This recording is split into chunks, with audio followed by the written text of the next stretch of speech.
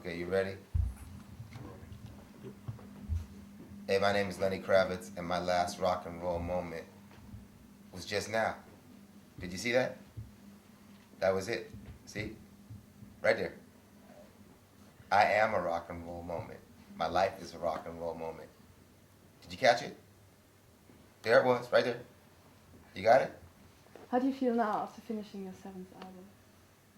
I feel great. I feel like making the eighth one. You know, just, I love making music, and I can't wait to make the next one. But I feel great that I was inspired, and I appreciate the experience. You know, just the experience of making the record alone is the reward. It's not about how much it sells or anything like that. It's about the creative moment. So now after finishing, what would you say, how much of Lenny Kravitz have you fulfilled in Baptism? Well, I think I fulfilled, you know, what's going on with me right now. You know, this is me now. Each record is a part of me. It's that time period. It's those experiences. So, you know, here we are. You know, this is where it is right now. So is making a record like a therapy? So you Well, start with... I think it is. I mean, I tend to learn a lot about myself at the end of an album when I really listen to what I've said, because it unlocks certain things that are in my subconscious that maybe I don't think about all the time. What have you learned now when you listen to Baptism? That I'm learning to love and appreciate myself, how I am, with all the flaws. I tend to be very hard on myself, and I always want things to be the way I think they should be in my head. And that's a lot of pressure to put on myself, to put on anybody. So I'm just really learning to love myself as I am, you know. And can you be totally satisfied with an album? I mean, what kind of feeling is it listen to it now? I am actually very satisfied with it. There's nothing I would change. I'm really happy with the way it came out. And you also said that it was like making the first record, like Love Flew Away. Well, it just feels fresh. It feels new. And I think it's a blessing to be inspired. You know, as inspired as I was the first time out, 15, 16 years later. I think that's an incredible blessing. Was it just inspiring by feelings or by new musical? Just inspired by the process. The creative process is amazing, and you know, I've been doing it for a long time now, and it just keeps getting more and more exciting. And I really appreciate and live for those moments. Those are the magical moments in life for me. Just being in the studio with all your instruments? That's it. I'll be in there 18 to 20 hours a day. Easy. I don't like to come out. It's like a creative womb, you know. It's an incredible place to be. And do you let other people in your creative room while doing an album, or is it? Oh yeah, I mean, it's great. Like one night, you know, while I was working, I had a few of my musician friends there, and I had a girl there who paints, one who does drawings. I had a designer friend of mine there, and we were all doing what we do in the studio. The guy was doing sketches, the girl was painting, I was making music, and it was beautiful because we were all feeding off of each other, and it was a great night. So how did you work on the songs on this one, on the new one? Did you sit there with the guitar? How can I imagine Lenny Kravitz in the studio writing like a song like Destiny? I mean, I just, you know, go from one instrument to the next. You know, I have my drums set up, my bass is ready, my guitar, my piano, my vocal mic, it's all set up. And I just go from one instrument to the next once the song is written. These songs were pretty much written on piano and acoustic guitar. And then once the song is written, I usually go to the drums first. the drums? Yeah, put the rhythm down first, and then work my way up. And do you start with the melody or with the text, with the lyrics? Both, depends. It's always different. And with the songs on the album, did you have like special experiences or moments in mind while writing a song, or? When I'm writing a song, I have no idea what I'm doing. It just comes. It's the creative spirit. It's not me. So I don't think I fully see the picture until it's done and I sit back and listen to it. If you ask me how I wrote a certain song, I don't remember. I don't have any recollection of that. So you don't have a plan? It's such a moment. No. No. The point is to get out of the way. The point is to not, be in the way of it. Let the creative spirit do what it wants to do. And is it possible after 15 years in the music business just to let creativity go? And oh yeah, because that's what it's about. The music business is what you deal with after you do that. My records are, that's my sacred time. I make those records for me, and then I share them with the world, and I'm happy to share them, and I hope that somebody likes it. If they do, great. But I'm doing that for me, to please myself and to express myself. And if you say you don't have a plan before, is it kind of a surprise after when you listen to a complete song? Yeah, you never know where it's going to go. You never know where it's going to go. Sometimes I listen back to something and I say, that's funny, how'd that happen? Why'd it go there? It is what it is.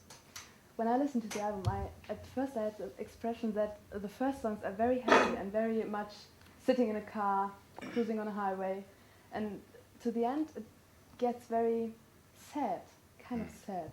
Was it kind of a development, or? No, I never even thought about it. Some of the songs are definitely melancholy, but I'm not feeling sadness in the record. I'm just feeling self-exploration. Sometimes when you ask questions and you're probing, it can be melancholy because you're questioning yourself, you're questioning things you've done. But the album for me is very uplifting. It ends with Destiny, which might to you sound sad at first, but it's actually quite strong and quite liberating because it's really about, this is my life. And I accept it. And it is what it is, and it's mine. And like the lyric says, no one can see the things I see. And that stands for all of us. That's the beauty about life. We're all different. There's only one you, there's only one me, and that's a special thing. So would you say you're a better songwriter when you're sad? Sorry, that's the bell is on.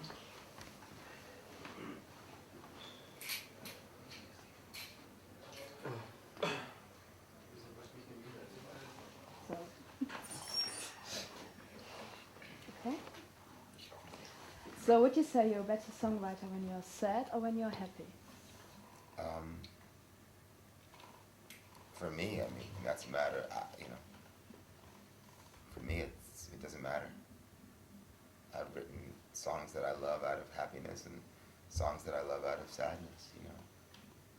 And do you always have, when you sing those songs, like, I don't know, just Destiny or I Don't Want to Be a Star, do you always have the feeling inside that you had when you wrote it? Or does it change when you sing it for a long time? Oh, it can drift. It can drift. But the basic meaning is always there. So I just wanted to talk about the second song, like I Don't Want to Be a Star. What kind of feelings did you have when you wrote that song? Do you remember that? Yeah, I remember the day I wrote it. It was the day that I just wanted to go outside and be anonymous and walk around the neighborhood and, look at people, sit at a cafe, walk around, look at architecture, just be a person, just go out and just be in your own space. And so that's how it started.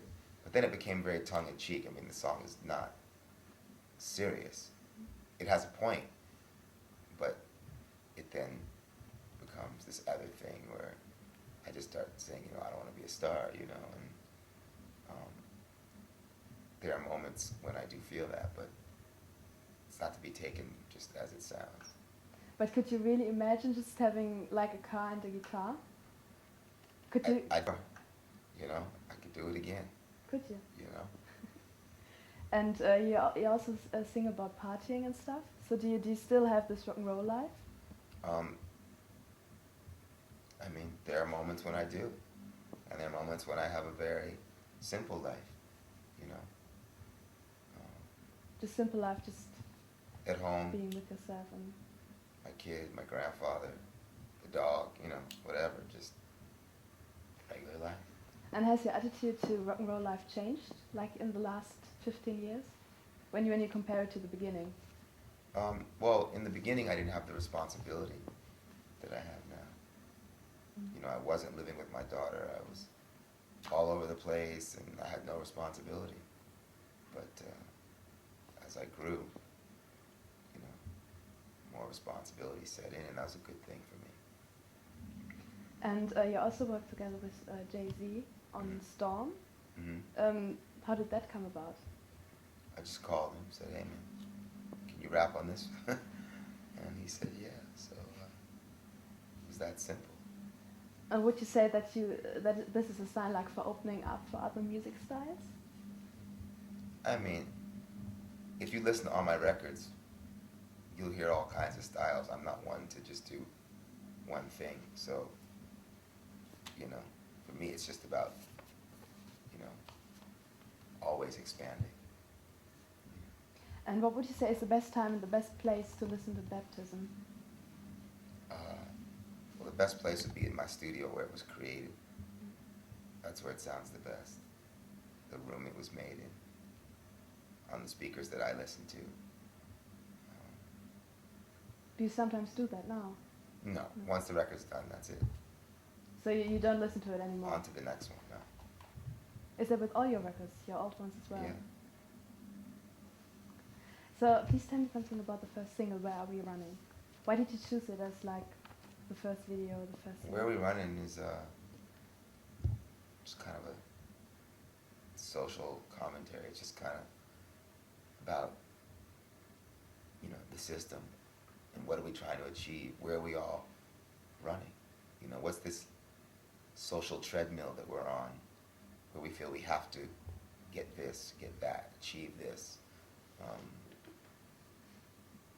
We work and work and work and work and work, and then we die. Like, what is all this? And just questions the whole thing. Do you feel like that as well? And also what we're brainwashed into thinking we need to have in order to be validated. Pardon? Do you feel like that as well, like working? Oh, there's times where I definitely do that, and I question myself sometimes, but ultimately I love making music, so I continue to do this. Were there ever any moments where you thought of just quitting? About 2 days ago. Why? Felt like it. Felt like? Just felt like... Fuck you all, I don't want to talk to anyone? Well, no, it wasn't that. It was just, you know what? When you have other concerns in your life, people that you take care of, your daughter, your grandfather, sometimes it's hard to leave home. And you look at yourself and you say, well, I've got enough bread, I can stay home, I can do what I want. But the music keeps driving you. Well, that's good for us. Oh, thank you. So what was good for me, too. So what was the idea behind the video, Back to Where We're Running? Showing excess, showing what excess can do when you let it define you, when you live for it, when you're a slave for it, how you can lose your soul. Is that like a personal experience as well? No, I haven't gone there. I was raised too well by old-fashioned people, so I never got to that point. but I understand it. And do you have many friends that are on this point, or? I know people that are. I wouldn't say they're friends of mine, but I know people that are. Yeah, there's a lot of people that feel like, you know, what they have defines them, not who they are. And you've never have been in like a situation like this where you only No. thought for money and Nope. luxury and. Never, because I know that, you know, all this is a blessing from God, and I'm not driven by that. I'm driven by music.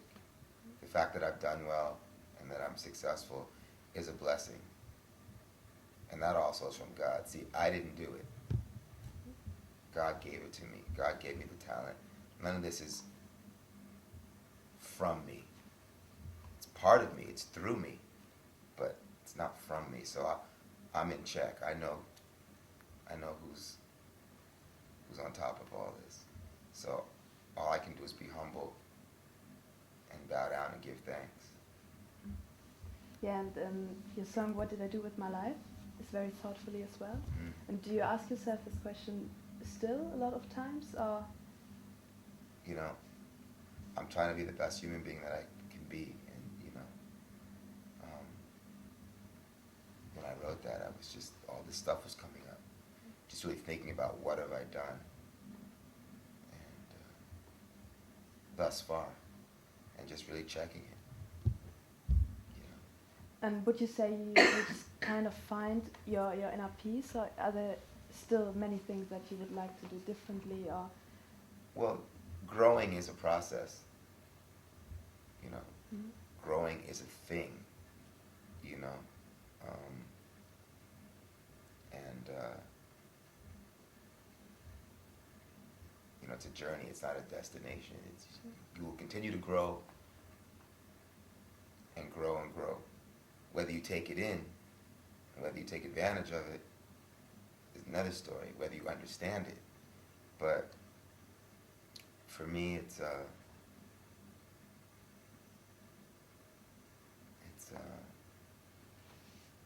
what was the question?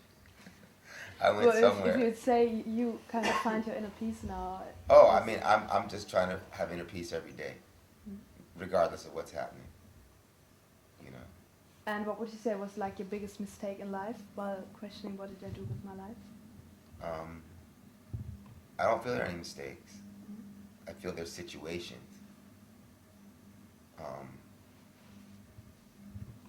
Because I don't look at things as mistakes. If I did something that maybe I'm not completely proud of, or that I'm in love with, if I've learned from it, then it's not a mistake, it's a step.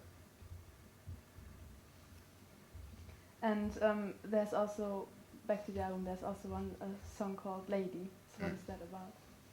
It's about a lady. Which one? It's about a lady. It's about a lady that I, you know, I'm fond of. And, just a nice little song. So, I mean, I don't know if that's true. I've read that it's about Nicole Kidman. I don't know if just... Well, I never said that. So yeah, somebody, just internet somebody things. wrote that and said it, but didn't come from my mouth. So. So, but I just imagined what kind of feeling it is if my like boyfriend or ex-boyfriend wrote songs about me. Mm. Was it ever that like your ex-girlfriends or some woman just called you like, what did you write about this song? What kind of song was that? No. No? No. No, I just thought it was a very weird idea. Mm. Well, if I don't say who the song's about, then, you know, Well, she nobody probably knows. Yeah. So, talking about like how complicated is it still for you to have relationships in your public eye? Is there some kind of point where you can cope with it after like 10 years or 15 years or? I mean, the fact that you've got people all over you, press, and makes it difficult, but, you know, if you're meant to be with somebody, you'll be with them, you know. You're not going to let the press stop you. But they are a pain in the ass, especially if you're seeing somebody that is known as well. Mm. They're a pain in the ass. You know, they're just trying to sell papers. But The sad thing is just the lies. I mean, 95% of what I read about myself Yeah, but is bullshit. Like, I read these things, like, I never said that, I never said that, I never said that. You know, but the press has a license to lie, and that's what they do, But to sell papers. Does it still bother you, or?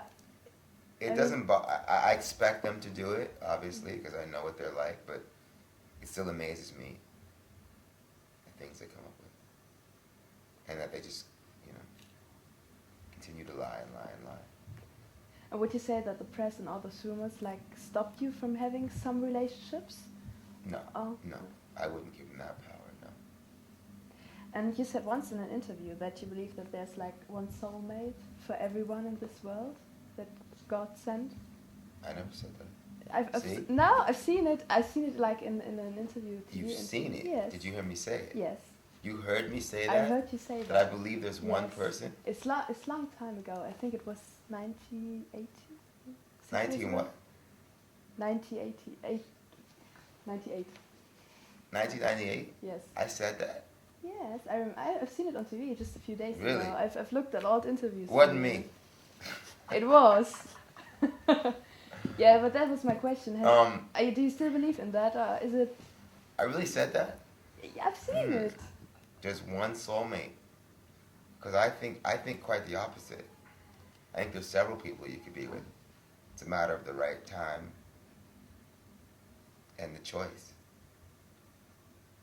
1998 was a long time. Okay. So do you actually feel good with your image, like as the womanizer, Lenny Kravitz? Pardon? Do you feel good as like your image as the womanizer and ladies? I mean, I think men. My image should be about my music, but people care more about the rumors and who you're with and what you're doing. My life is all about music, completely. So the fact that people focus on womanizer or this or that, because I've been with some nice ladies. I mean, I don't pay attention to that. Don't you? No. For me, I'm always thinking about music. Mm-hmm. And you said once in an interview that I saw myself as well, really, honestly, that it's hard to be a musician for the ladies.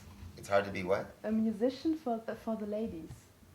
I didn't say that. You did. You gotta find this stuff. No, honestly. It's hard to be a musician for the ladies? Yes. What does that mean? I don't know. I just wanted to ask you. Are you sure this wasn't an imposter? No. There's a couple of imposters out there. No, it was you, definitely. It's hard to be a musician for the ladies? Yeah, that's what I thought. That everyone says, well, you are like sex god Lenny Kravitz and all the girls like you. And what did I say?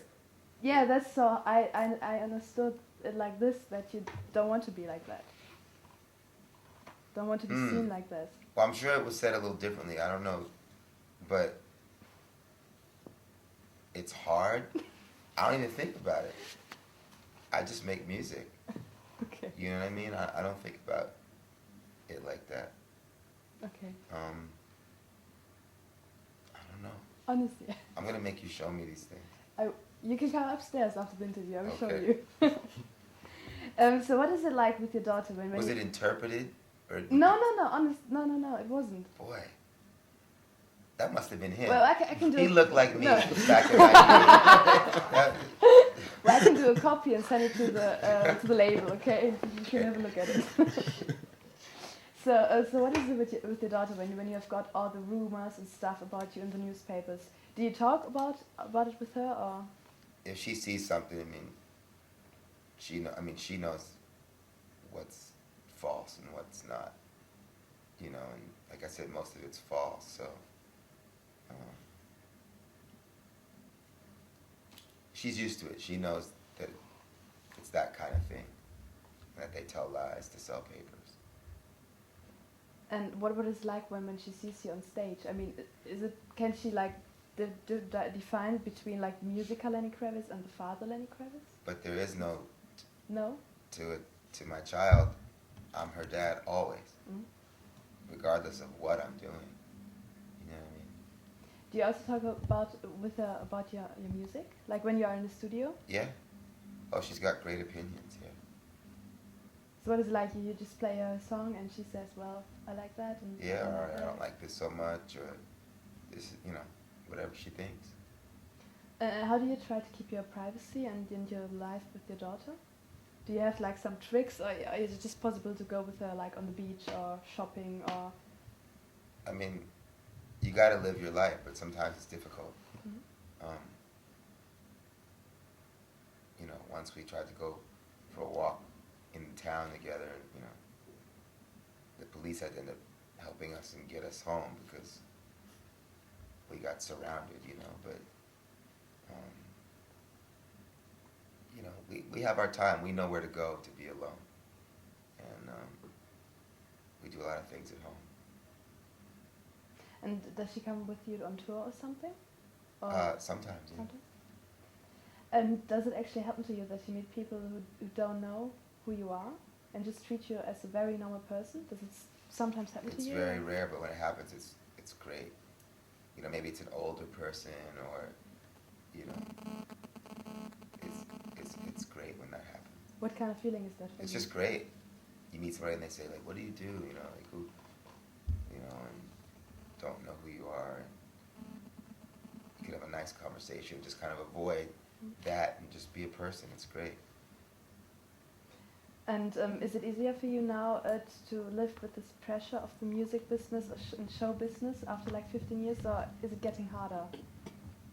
It keeps getting worse, the situation, but you just keep rolling with it. You know, it is what it is. And And as long as I choose to be in it, I have to be realistic. You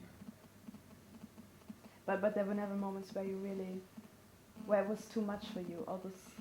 Sometimes press it is. Sometimes thing. it is too much, but I'm choosing to still play the game right now. Mm. So when I don't want to, I'll stop. And some journalists described you as someone who was born too late. Why? If you know what I mean, just because you should have lived in the 70s and 60s. I don't. Or would you say that as well? No. No? I'm here now. This is when I was supposed to be here.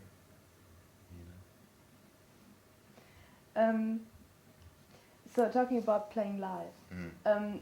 when you are in the studio, you play all the instruments. So isn't it weird when you are on stage and you have to give like the instruments to other musicians? Are you always satisfied with it, or?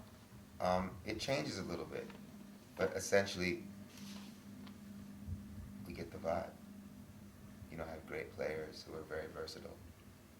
So you're not so perfect. How do you say it? Like very. Can you be satisfied when someone else plays like an Yes. instrument that you actually played on the Yes, piano? yeah. I work with them to get the essential feeling. Yes. So what is important for you while doing a live show? What do you need to feel like very good on stage? Just have to be relaxed and just go with the flow. Go wherever it takes you. You know, it's a live experience. And you feed off the audience and they feed off of you, and it becomes this sort of cycle. Did you have like a special memory of playing live? Was there like a special moment that was very overwhelming for you? It's always good, you know. Some nights you feel better than others. Some nights you know, are having a hard time in your life or something, you know. But it's always an interesting thing. It's its own thing. You can't control it. You know, in the studio you have total control over what you do. Live you have no control. It just is what it is, and it happens, and you can't control the sound in the room and what's going on, and you know. But there's If nothing. you feel a certain way in the studio and you don't want to sing or you don't want to do anything, you can stop. In performance, you can't stop.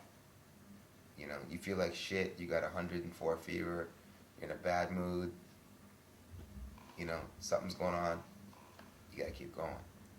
So it's its own animal. It's very interesting. But you're not afraid being on stage and thinking, well, oh no, the sound is bad, or. Sometimes the sound is bad. You gotta keep going. You know, that's the thing. We have to break. Sorry.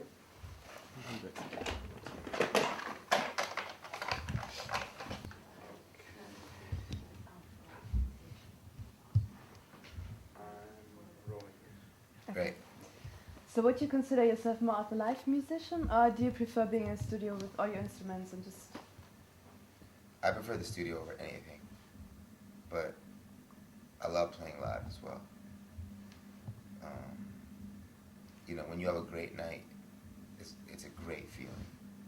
You can't beat it. But the studio is a place of control and a place where I create what I'm doing, and that's my favorite place to be. You're the first one that says that, because most of the artists and musicians say that they prefer to play live. Yeah, I love the studio. I really do. It's a great art form. Okay, back to playing live. What was the last concert you've been to? That I've been to? Yeah. As like, just looking, audience. I went a couple weeks ago to see Aerosmith. Oh, just from backstage, or are you live directly in the crowd? I went to the sound desk, yeah. I was out in the crowd, it was great. And you're also going to create and to star in a movie? Yes. In your movie called Barbecue and Bar Mitzvahs? Mm-hmm. And how did that come about? Just an idea I had, writing a script about somebody kind of like me, grew up between two different cultures. And so that's the basic premise. Growing up between two different cultures, looking for love, and being an artist. What do you want to tell with the story? What do you want? What kind of experience do you want to pass on? Just my perspective. You know, like I said, just growing up between two different worlds. Mm-hmm. Mm-hmm. And did you write the script as well? Yes. And you also are going to star in the movie? Yes. So what is your role then? It's a character who's a musician. And it's not a music movie, though. It's not, you won't see me doing like, you know, it's not like Purple Rain or 8 Mile or whatever. It's not a music film. It's more about the life behind it. So you play yourself in a way as well? In a way, it's not Lenny Kravitz, but it's another musician. And are there some stories that are from your life? Yes. What Some basic ones. I mean, you know, situations. But it's not, you know, it's semi-autobiographical. It's not, you know. But are you excited to go like to the movie? Oh yeah, I love being creative in any medium. But it's your first time, is it? Just doing movies? Yes. And that's the way your childhood was, and like being between two cultures and stuff. Does it, and being a black musician as well, does it still influence your work? And like, because I think it influenced you very much at the beginning, when you started off your career. What influenced me? The way your childhood was. Oh, yes. And all the things with black my whole and life. white and... My whole life, you know, led me here. You know, I had no choice but to be a musician by the life that I was given. But because I thought that at the beginning of the career, it was a very, very strong topic for you. That where you dealt with it very much. And do you still do that? With race? Yeah, and with, you know, being between two cultures and being a black musician. And I think that, do you still cope with it so much in your songs? No, I don't think about it. No. Color is the farthest thing from my mind. Yeah. And what are the things that you still dream of, that you want to achieve? Just want to, you know, they're not specific things per se, but just to continue growing and to continue learning and, you know, just enjoying this life. That's enough right there. Have you already worked like on new songs and stuff? Not since the record, no. I just finished the record, you know, a couple of months ago, and I've been doing so much work and rehearsing, and that hasn't happened, but it'll come. It comes when it comes. I wait for it. I patiently wait for it, you know. And do you already know what the second single will be from the album? I believe it's California. Can you tell me something about the song? It's a song about me moving from New York to Los Angeles when I was 11, and how it was a culture shock, and the different things I learned and experienced that were new to me. In what way was it like a culture shock? It was just completely different. I mean, New York was like, you know, a place where a young person can be very independent and run around the city and not have to depend on your parents. And got to LA and, like, you know, there's nobody on the street. You had to be driven everywhere because it's spread out. People aren't walking the streets. The streets aren't crowded, you know.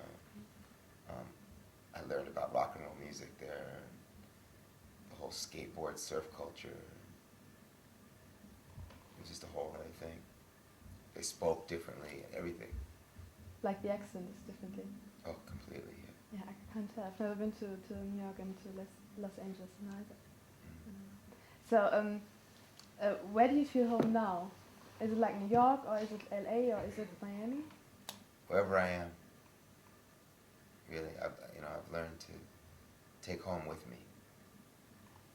Yeah. I feel at home right here, wherever I am.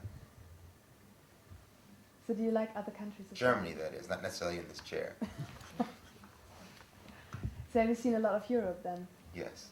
And what country do you like the most? Is there... I'm not one of those, like, the most people, like, what do you like the most, or what's your favorite? You know, I like everywhere. You know what I mean? I really try to just find something positive wherever I go. You know? I mean, architecturally, I love Paris. I love Barcelona. You know? But I love everywhere I go in Europe. There's always something interesting. I don't know German at all, and it's so difficult. The three of us who aren't Chris are very lucky because he takes